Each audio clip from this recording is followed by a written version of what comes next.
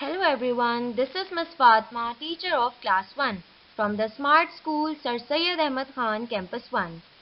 In this lesson, we are going to learn about interrogative sentences and how to form the interrogative sentences in past simple tense. Interrogative sentences are basically the question sentences or the questions. Now let's have a look at the structure of interrogative sentences. Interrogative sentences of past simple tense always starts with the helping verb did. And after did we have the subject. Now subject is a person or a thing performing the action. And after subject we will write the first form or the present tense of the verb. And after verb we have the object. Now object is a person or a thing to which an action is performed, and in the end we will put a question mark. And students, do not forget to put the question mark at the end of interrogative sentences, because the interrogative sentences or the questions are incomplete without a question mark. Now here we have an example of interrogative sentence. In the beginning we will write did. And after did, we will write down the subject, that is Sophia, because Sophia is performing the action. And after the subject we have the verb, that is play. And after verb we have the object, that is football, because the action is performed on football, that is why it is an object. And in the end, of course, we will put a question mark. Now we are going to convert few sentences of past simple tense into interrogative. Now the first sentence is John washed the car. Now this sentence is of past simple tense, as you can see. To form the interrogative sentence of this, we will follow the structure which I have taught you. Now we will begin our sentence with did.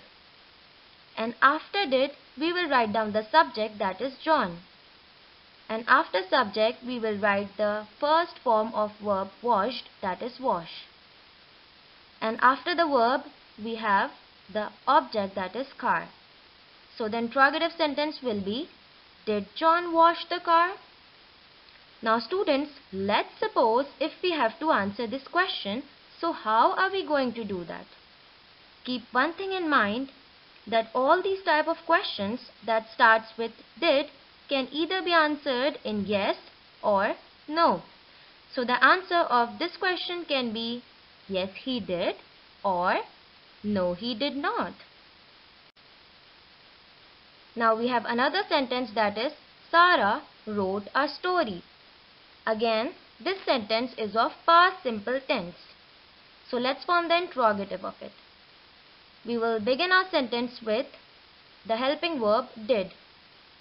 And after did, we will write down the subject, that is Sarah. And after subject, we will use the first form or the present tense of the verb wrote, that is write. And then we will write down the object, that is story. And a question mark in the end.